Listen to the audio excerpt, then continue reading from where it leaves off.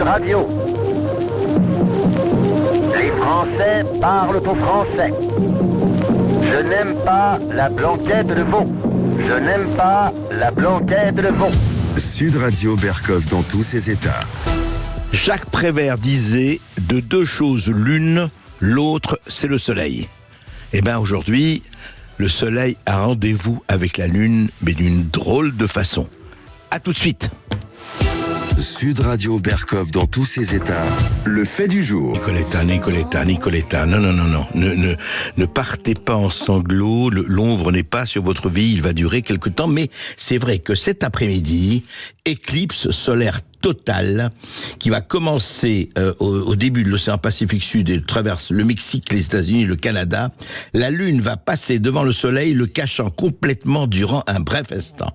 Jean-Pierre Luminet, vous avez beaucoup écrit là-dessus, notamment dans votre carrière d'astrophysicien. Vous avez écrit un livre, L'éclipse, effectivement, chez Bordas, les rendez-vous célestes. Alors, ce rendez-vous céleste, cette éclipse, d'abord une question, ça arrive tous les combien? Est-ce que ça a une fréquence? Est-ce que ça régulière ou pas du tout?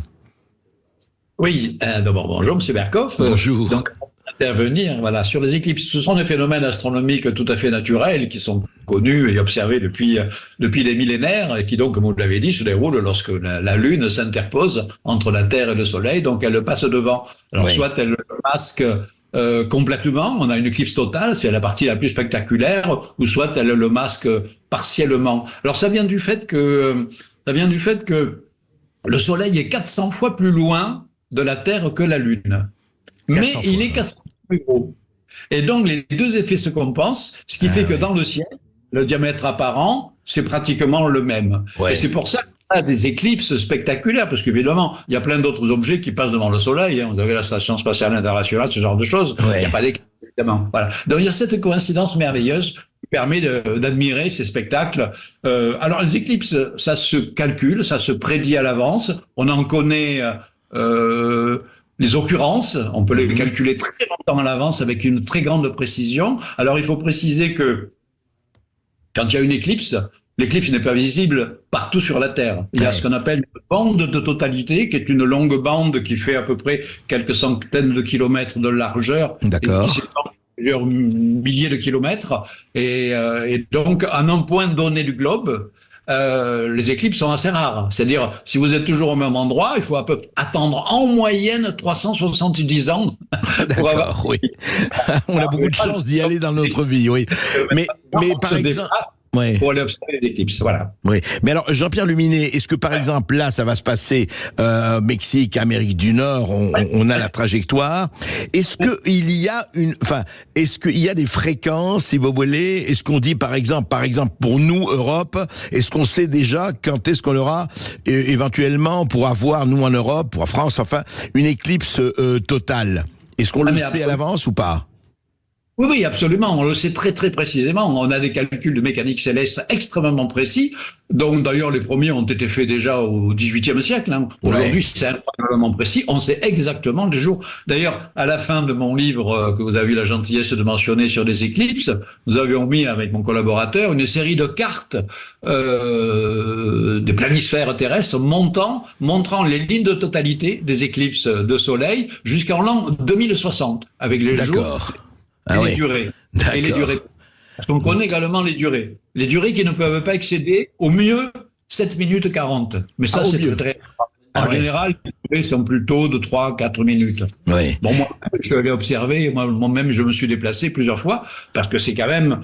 Bon, ça n'a rien à voir avec les trous noirs ou la cosmologie ou le Big Bang, mais ce sont quand même des phénomènes qu'il est bon de vivre au moins une fois dans sa vie, parce que au moment de l'éclipse totale, on voit subitement autour de l'œil noir, de Soleil qui s'envahir, on voit la couronne lumineuse du Soleil qui émerge. Et ça, c'est absolument spectaculaire. Ah oui. Mais il y a quelques minutes de magie qui se oui. Mais pendant l'éclipse totale, est-ce que c'est vraiment la nuit noire? C'est-à-dire quand vous êtes en plein, quand la Lune cache complètement le Soleil, est-ce qu'on est dans la nuit noire, on peut dire, ou pas vraiment? C'est justement pas la nuit noire, parce que il y a cette couronne solaire. Donc c'est une qualité de nuit qui n'est propre qu'aux éclipses. Il y a que l'éclipse qui provoque cette sensation. D'abord, on voit arriver, avant l'éclipse, on voit arriver l'ombre de la Terre. Si vous mettez sur une montagne, par exemple, moi, ça m'est arrivé. Quand je suis allé en Iran, en Colombie, enfin, je suis allé un peu partout, on voit l'ombre de l'éclipse arriver à la vitesse d'un galop de cheval, et après vous vous retrouvez au passage de l'ombre, vous y retrouvez pendant quelques minutes. Moi, la plus longue, c'était en Chine, ça a duré 6 minutes. Bon, celle aux États-Unis va être un peu plus courte, quelques minutes. Mais ce sont vraiment des moments de magie, d'autant que, comme on le sait, il y a une réaction physiologique, notamment chez les animaux. Et d'ailleurs, la nature devient silencieuse pendant les quelques minutes des vraiment, éclipses. complètement silencieuse.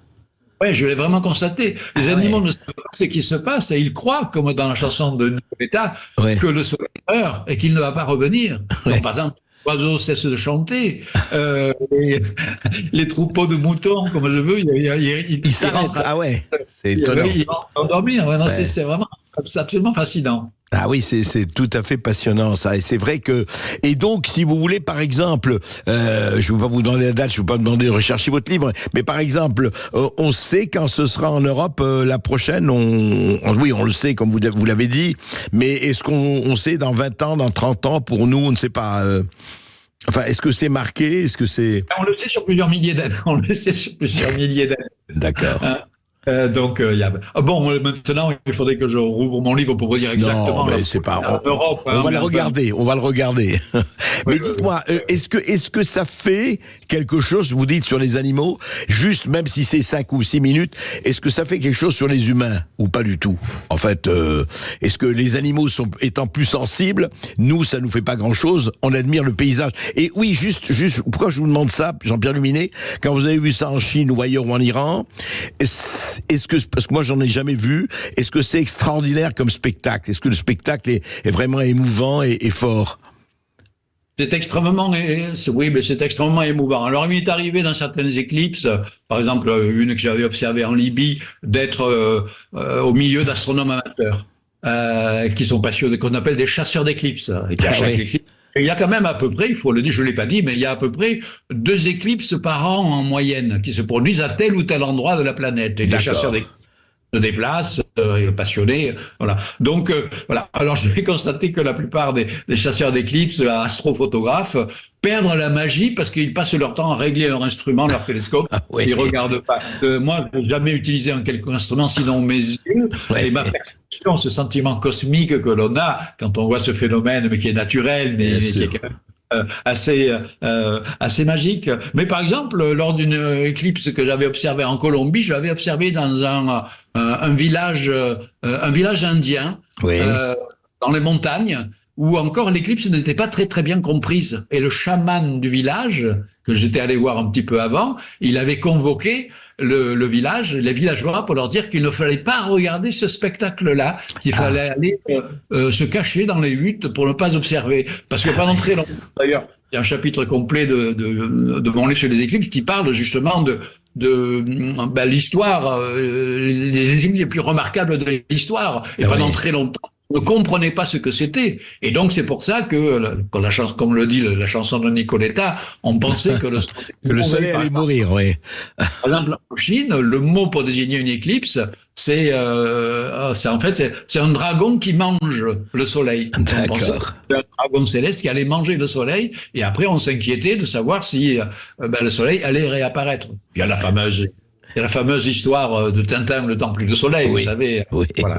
Oui. Est-ce qu'il y a eu juste une question, Jean-Pierre Luminet, est-ce qu'il y a eu dans les temps médiévaux ou avant une connotation religieuse à ces éclipses?